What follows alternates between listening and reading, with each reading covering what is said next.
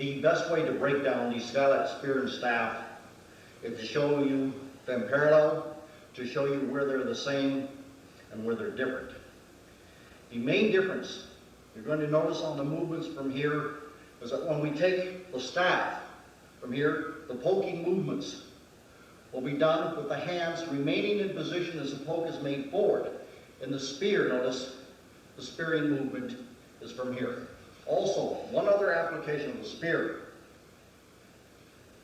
As a spear is thrust into the human body at the rib cage, if it intercepts the rib cage, where the blade in such a manner that it is not going to slide between two of the ribs, it's simply going to slide off.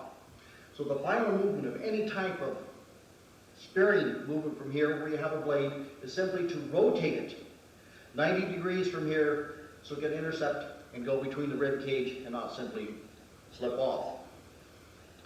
What we're also going to do now, I'll take it both from the application of the staff and the spear, is to show you the application of each of the movements, because a lot of the movements have more than one application. If you look at it, you understand that. Is it a block or is it a strike?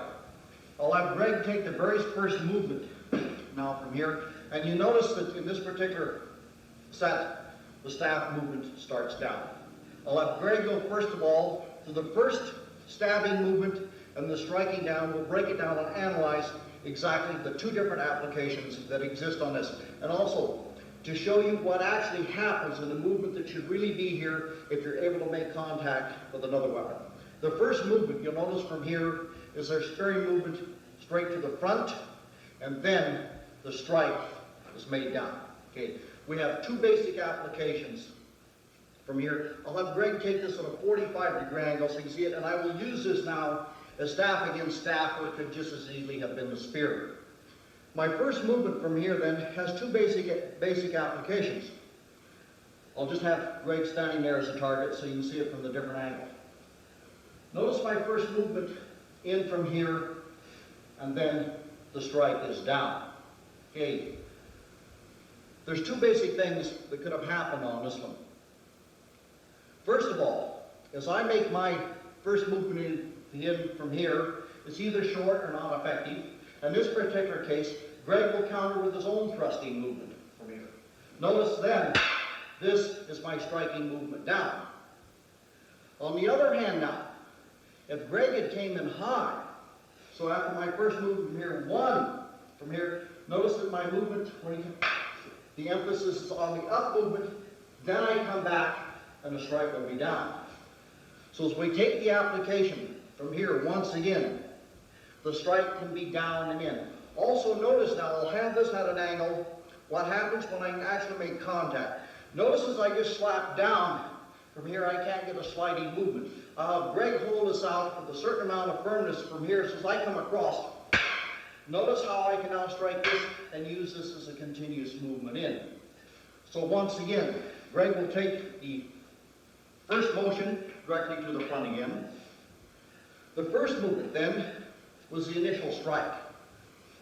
He could have been under the opponent from here. If the opponent is countering, his mixed movement down simply now from here is to clear the weapon down. On the other hand, if the opponent's weapon is down, notice that the striking movement is now down to clear it.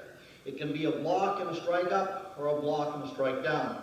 The thing you're going to see throughout this entire set, of course, is this repetition of movements to get you used to the different movements. You notice this in this particular case, as opposed to some of the other sets, this is distinctly a power set. To emphasize this, I'm going to put the emphasis now on the second motion from here, 1 and 2, and I want you to notice the position of the body. And what I'm going to do, for Greg to put the emphasis on this, I'm physically going to hold that staff down from here so you can see how he has to generate the power to come in and back. So you're moving from here, I will take it from this direction as Greg goes straight in, so you'll see the position of the body. The first movement, 1. Now the emphasis I want to put on this, notice as I draw back from here. Back from here. There is my center of gravity from here as I've shifted back from here. Then at this point, the strike will be back down with power. The different application now. When we take the spear, notice it's basically the same. But we will stop on the first movement as we go in. The first movement, notice the relationship. Our body is same, but we're going to use the difference of the length of the spear, and we will change at an angle so you can see the difference. The first movement. We will now take it at a parallel angle from here. I'll have Greg step in the same, and notice the difference in the reach of the spear from the same movement, the first movement. That is the basic difference in the relationship of the spear and the staff. The movements are going to be identical. We take it from here until we get to the spinning motion from here. What Greg and I are going to do then is parallel to one another, take the next series of movements slowly so you can see they're basically the same. I will take them on each of accounts so you can see the movement. 1, 2, 1, 2, 1, 2. They are the same as we drop 1, 2. The next movement is basically the same. 1, 2. Here's where the difference will come. Greg will simply cock the staff and make the strike forward. I will leave him in position. My movement from here is a complete movement. 1, 2.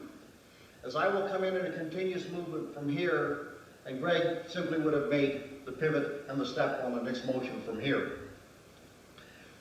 Notice then that in the spear set, the transitions from each of the corners will involve a complete sweeping movement of the spear and a hook step on each of these. While in the actual staff set from here, we will not use the complete twirling over the head. There will only be partial movements. Once again, I will have Greg go back to the corner movement, the final movement from here, the strike, the power movement, the hook step, in, and then he would sweep back. Notice in the spear, when we take the same movement from here now, the application is a little bit different from here. It's over, it's around, the hook is in, the spear from here comes back exactly the same way. Parallel to one another, they both move exactly the same way. In, once again, notice that his is a stabbing movement, this is a spearing movement, down. The big circle, in. Notice the difference once again from here. As we come back, Greg will simply cock and make a power movement and a pivot, and the strike. It will follow with a hook step, in and down. Notice that when we take the spearing section, though, it's completely different. 1, 2, 3, the spear, down. From this point, they're identical. The shift is made. Notice this is a spear, and his is a staff. I will once again from here move out of position as Greg makes the next movement. 1, 2. Notice this is a distinct step in and down. I will have him move back slightly as I show the spear application. Notice the motions from here. 1, 2, the hook step, the spearing movement in, down, and then once again the spearing motion from here. Okay, from this position now. Once again, I will have Greg simply step into position with his spearing movement from here, back down. Notice from here the hard motion back. What I want to do now is put the emphasis on this to visualize that the weapon has to be cleared out of the way. Notice how much power Greg is going to have to generate. So from his previous movement from here, the spear was in and down. He's going to come back hard, but if you'll just visualize now, there's a weapon across here, he has to come back. Notice the motion has to come back here, clearing it back. Taking an actual weapon in this particular case, let's assume it is a spear. From here, the motion is back to clear it, and then the strike is down hard from here. Your motions from here now involve the use of 2 circular movements from here, and we'll have to break this down whether it's a spear or a staff.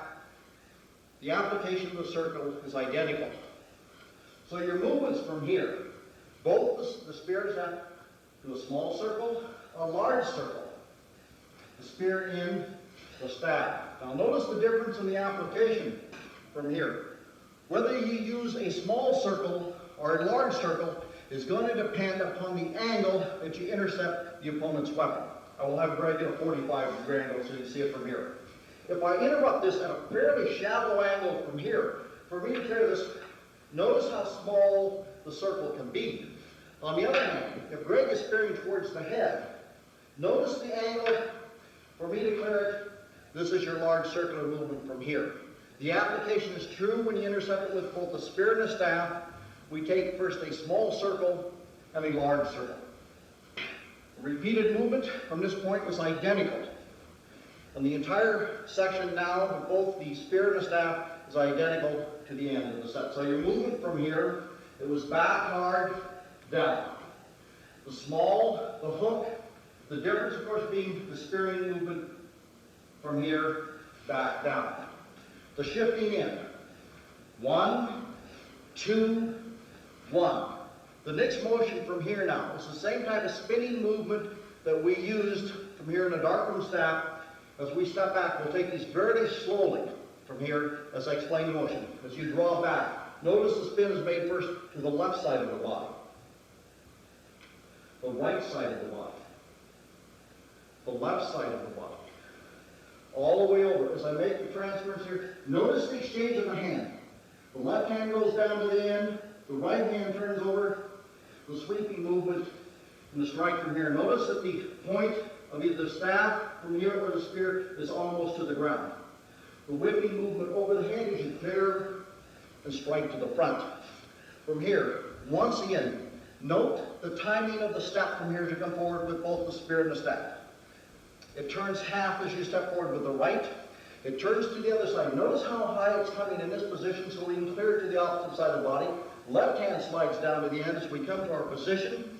The difference between the spear and the staff, of course, the stab, the spear, striking down, the end of the spear and the staff is dropped, and you return to position. Breakdown and application of the two. Notice the similarity throughout here.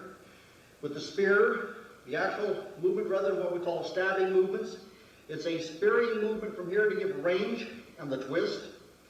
Also, what we're working on from here is more movement over to the body, more hook steps, as we take the next application, which will be in almost all of the spear sets that will follow from here. Whenever we have these large twisting movements over the head, there will also be aerial movements and rolls that follow. This is a classic example, though, of two weapons that are very similar from here, yet each of the applications is slightly different. This ends the breakdown and application of the spear set and the staff set, Skylight. The name Skylight comes from the high movements from here. This is your Skylight reach and a movement down.